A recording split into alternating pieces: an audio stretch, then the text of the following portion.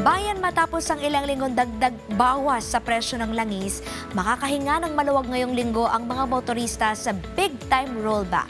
Alamin natin ang pulso ng mga motorista sa ulat ni Carlo Candelaria. Nagbabadya ngayong linggo ang malakihang rollback sa presyo ng mga produktong petrolyo. Sa gasolinahang ito sa Quezon City, nagpakarga ng 500 pisong halaga ng gasolina ang taxi driver na si Rodolfo Pelaez. Ayon sa kanya, tinatyaga niya lang ang pagbiyahe sa gitna ng mataas na presyo ng langis, kaya naman excited na siyang magpa-full tank sa Martes. Mas maganda kung bawasan talaga nila para medyo bumababa yung gasolina.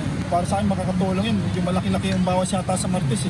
Ang motorcycle taxi rider naman na si Philip, nagpakarga ng gasolina kaninang umaga at ayon sa kanya, kinailangan niyang mag-extend ng biyahe para makapag-uwi ng maayos na kita simula nang tumaas ang presyo ng langis. Kaya naman ikinatuwa niya ang balita patungkol sa nakaambang rollback. Maganda, 4 pesos, sana magtuloy-tuloy. Malaki rin yung 4 pesos na babak. Maganda rin kahit malaki rin tulong niya kahit paano. Ayon sa Department of Energy, inaasahang nasa 7 to 8 pesos ang tapyas sa kada litro ng diesel, 4 na pisong tapyas sa kada litro ng gasolina at posibleng umabot sa 10 piso naman ang rollback sa kada litro ng kerosene ngayong linggo. Dagdag pa ng DOE Oil Industry Management Bureau, kung may patupad ang rollback, maaaring bumaba sa 70 to 80 pesos ang presyo ng mga produktong petrolyo. Malayo na yan sa dati kung saan umabot sa mahigit 100 ang kada litro ng diesel. Dulot umano ito ng naging magandang pronouncement ng mga negosasyon sa pagitan ng US at Iran kaugnay ng tensyon sa gitnang silangan. Unless magbago ho ang sitwasyon sa peace talk, hindi malayo ho na bumalik ulit tayo sa ganong sitwasyon as before.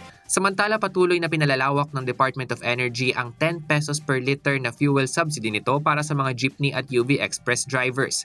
Maaaring mag-avail ang mga eligible na tsuper ng hanggang 1,500 pesos na subsidiya kada linggo sa loob ng 3 buwan. Ang maganda hong balita dito, tuloy-tuloy ho ang 10 peso implementation ho natin.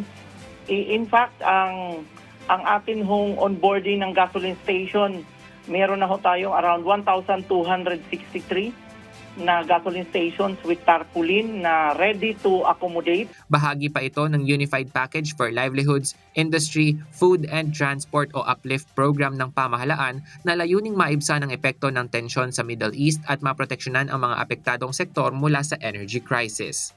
Carlo Luis Candelaria para sa Pambansang TV sa Bagong Pilipinas.